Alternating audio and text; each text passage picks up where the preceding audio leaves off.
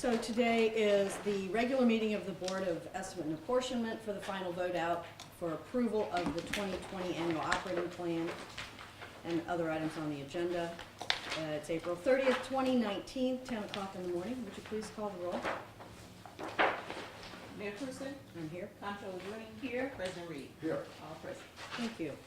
Two items before us today. Item number one, which is an item deferred from the April 16th, 2019 meeting. It's 19.071, a request from the Comptroller's Office, Deputy Comptroller, Finance and Development for approval of Board Bill 13. This ordinance authorizes the issuance of Series 2019 airport revenue refunding bonds not to exceed $100 million and Series 2019 airport revenue bonds not to exceed $35 million.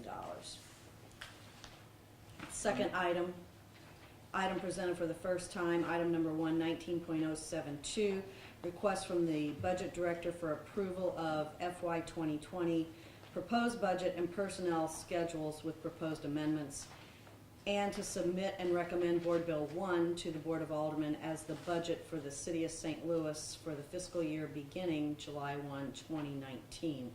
I would like to discuss these items separately. Is there a motion on the floor? Or one discussion before a We're motion? going to have a motion. Yeah, I move that we adopt, first let's adopt the items from this week's agenda, and then we can take up the other item. The second item, which item did you have some discussion on? Both. Oh, okay. I move that we adopt item 1 from this week's agenda, and also item 6 from the April 16th, 2019 meeting. Second. Okay, is there discussion? So, Paul, would you like Sure, to let me walk you discuss through some of the budget? we did talk about, I've got final versions that we did, and I had circulated earlier versions of them. These are the same ones.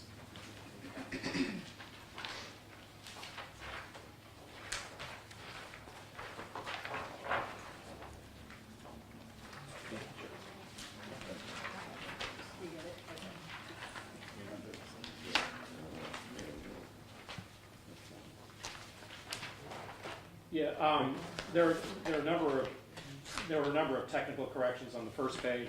The first three actually, in juvenile, there was an error in some of the salary calculations in the TO. That's being corrected on some of the positions there. And fire and police, we wanted to make sure that the charge off to the special funds matched what we had in the TOs and budgets in 1010. Those first three end up having no general fund impact. It's just corrections on the amounts between those accounts. In fund, item 4 on the first page of technical corrections, the public administrator's budget in Fund 1116 had a item called pass-through for $100,000. That's a revenue item, that's not an expenditure item. So that was included in error in the budget. So that's being corrected. So those are just technical corrections. On the second page are some other changes, and I've got these in fund order. Under Fund 1010, Department 614, which is the Office of Special Events, this amendment would move the Office of Special Events from the Department of Public Safety to the Board of Public Service. No change in the budget, it's just moving to that department. On item number 2, under Fund 1117, Communications Division, there's a provision to provide, there was an ordinance passed, 70892, which provided for an agreement to install small wireless facilities in the city right-of-way. This is mostly a pass-through to the company that's going to be managing it for the city. That would be it's estimated about $750,000, and that would be included in that provision. Item number 3, Fund 1124, which is the Economic Development Sales Tax Fund related to Slate. It provides for some consulting management in the Department of Slate for $25,000. And then, again, that's moved from one of their other line items. And then finally on Fund 1125, which is the use tax portion of Prop P, this provides about a $10,000 item for the professional services for the organization known as CURE, following some of our earlier discussions about that topic. And again, that would be from another line item within their budget. And that is all the changes that I have.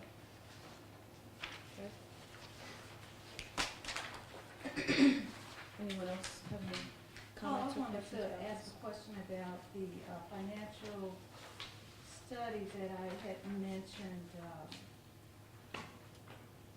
for MSI. Yes. Since the debt service on both buildings or facilities are basically virtually paid off, that it would be timely to look at the situation in a financial manner, which my office does, to look at delivering a study over to the mayor's office to determine what we could do if there was a need for a borrowing or whatever to manage the closure of MSI. I say that because we have a budget of $16 million. That budget is relatively unchanged, even though the population numbers have drastically dropped from the 1,100 to now just over 300 population. So I thought a $50,000 transfer from that budget to study would not be a hardship for the city, to study how we can move forward in managing our prison population. So I just want to know why it's not here. Well, prior to meeting today, we had discussions among staff, that we looked at the potential for doing with a transfer if necessary during the fiscal year, given the amount of time, given the amount of money wasn't a big dollar amount. So that's what was discussed. Okay. I wasn't aware because I know it was a small amount. And as I was looking at the $25,000 management consulting agreement for Slate, I thought that since that's also a small amount, which also could be transferred during the year, why wasn't the $50,000 for the study placed in this at the beginning of the budget? So I just wanted to know. Yeah, no, we had discussed that in prior, and I think people were receptive to it, and said we'll manage it within the coming fiscal year. Thanks, Paul. Anything else? Okay. We have a motion on the floor to deal with both items, so we won't take a vote on this yet until we have both items discussed. Is there anything else on the budget? Madam Comptroller? No? The second item here, I want to, which has to do with the airport refinancing of the bonds and taking on some new debt, and there's Board Bill number 13 that is being introduced at the Board of Aldermen. I believe we all have a copy of that board bill. I want to just say, Madam Comptroller, thank you for answering a number of questions that I had with regard to this. That gives me a better understanding of what we're doing. We essentially are, we owe $93 million on the old bonds. We're going to reissue $79 million in debt with about $14 million in premium, original issue premium on that debt. We are, I believe, extending out the principal payment that would have been due in 2020 and paying that later.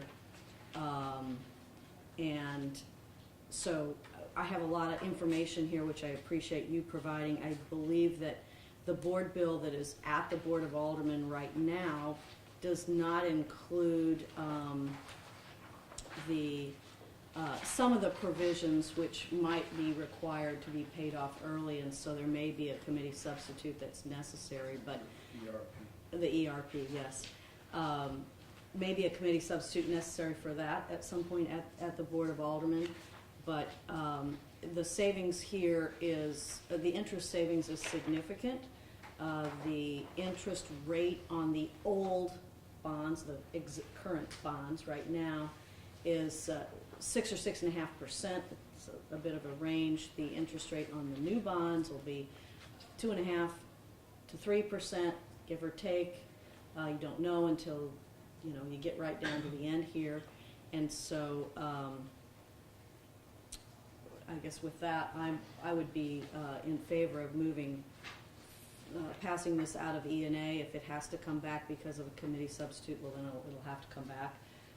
But for today, I have a lot more information today than I did on a week ago when we had this meeting. So thank you, Comptroller Green, for that, for your answers to these questions. I don't know. Okay, we have a motion and a second. All in favor of passing out these two items? Aye? Aye. Opposed? None? Okay, I move that we adjourn this meeting, board meeting. Second. all in favor? Aye. Thank you all.